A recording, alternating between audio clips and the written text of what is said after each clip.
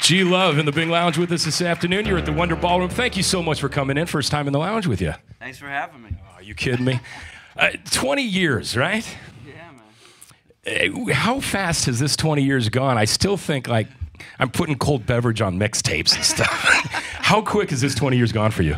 Yeah, it's crazy. It's like you kind of blink your eyes and, 20 years is going by. We started, in 1992, we kind of had our first rehearsal, and in 1993 we got it all going, and by the end of 93 we signed our record deal and kind of finished our first record, and in 1994 we probably played Portland for the first time. So it's been a long time, so thank you guys, man. Well, you're at that point too. I guess I don't even know how to word this question, but was there a time early in your career that you ever felt you couldn't trust anybody in the music industry that's your age now? No, right? Yeah, actually, I always felt like I could trust everybody, and that was probably did make a lot of mistakes early on in my career. I had just been so enthralled with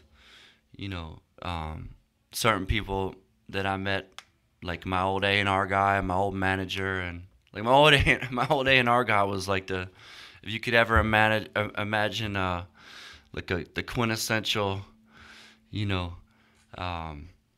ultimate record company dude. He was like this Jewish gangster from New York. He smoked cigars and did all kind of things with his money that I probably shouldn't talk about on the radio. And on my budget money. Did you feel he understood your music?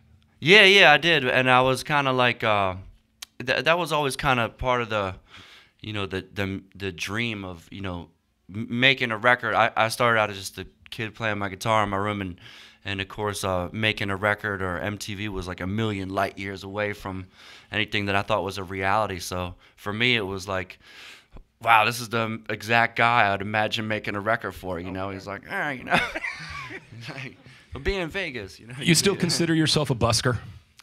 Well, I don't really get out on the street too much and busk anymore, but I do like to sit in the park and play. See, you're playing for us right here, right? You're doing your thing. Yeah, it's funny because, I spent a couple of years solid out on, probably 3 or 4 years as a busker, and I never did support myself all the way like that, but to me, it was really the place where it was my first gig, and it was the gig I could get before I was old enough to actually play in a venue. And that being said, it's really where I got everything down on a performance level, because there's a difference between practicing and you're doing your shedding time as a musician, and then to a performance thing. So even though when I was playing on the street, really no one would ever be watching me, it was still like you were performing, and you'd be out there for hours and hours. So everybody in my band kind of started out like that. I felt like that was kind of that foundation gave us a lot of power as performers, Well, don't take this the wrong way either, but boy, watching that last song, channeling Dylan to me. Oh, yeah. Do you feel that too? Do you feel, I know it's you, it's your music and all, but my God, anybody else get Bob Dylan out of that? Well, thank you, yeah. That's a huge, Bob Dylan and John Hammond are my two biggest musical influences, especially when it comes to, me doing this thing on the acoustic guitar, so thank you.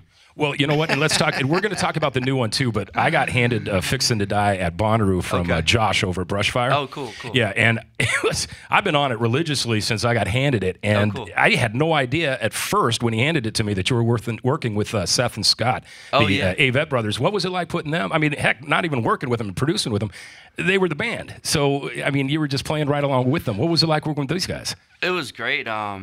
I had the great chance to work with the Avett Brothers on my last record, and it was just an amazing experience. Those guys are so musical and so creative and such open, warm, generous people, and they definitely, also they're both really tremendous vocalists, and they really helped me to hone in on my vocal performances, and it was cool because they're brothers, so they obviously have this this connection, and they really push each other in this way, and you know, they expect the best out of each other, and they don't.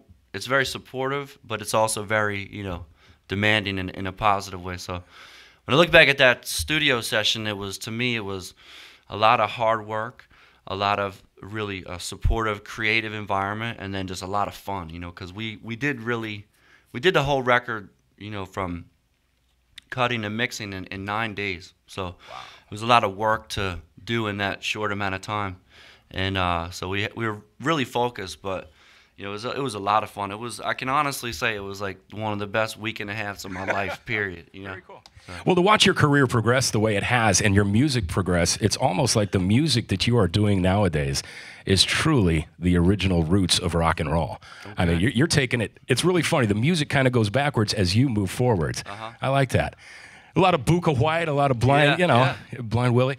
So let's talk about it. 420 has a lot of meaning to me. I got married in Hawaii on 420 at 420. So, yeah, right, brother?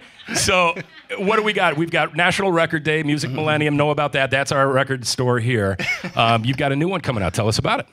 Okay, well, it's cool. You know, so coming out of the Fixin' to Die record, you know, I always feel like, you know, you do a record and it kind of leads you on a certain path. And, you know, for better or for worse, it's like you come out as really creative environment where you had all these songs you wanted to get out and you finally got them out. So all of a sudden it's like, you know, your cup's empty and you start writing again. And so I was heavily influenced a lot by Buka White, especially coming out of the Fixin' to Die record. And so I was doing a lot of writing and reconnecting with my, you know, my slide playing and just kind of the Delta blues. So I wanted to I originally thought my next record was going to be like a, you know, my own original kind of Delta blues kind of stuff, and that's what I ended up writing. So, you know, time went on, and it just sometimes takes a while to get everybody on board to make a new record. So finally I'd had it, and I wanted to record, so I was going out to L.A., and it turns out that my friend Jack Johnson was out in L.A., and I said, yo, Jack, will you produce me up in your studio for a couple of days doing just an acoustic solo record? And he said, sure. So he came down, and so we did. We cut about 11 songs in a couple of days, and he did a couple of things with me, and we ended up having this body of work. And it was nothing was going to happen with it, but then it was just great that the National Record Store Day came along and gave me an outlet. So it was cool because the label's very supportive, and it was cool. So that's coming out. I wish I could have put all of the tunes out, but I was able to pick 6 of them. So. All right, all right, very cool. So you play a couple more for us then from that one? Yeah. Very cool. Ladies and gentlemen, the G is for genius. It's G Love tonight at the Wonder with us this afternoon in the Bing Lounge. Thank you.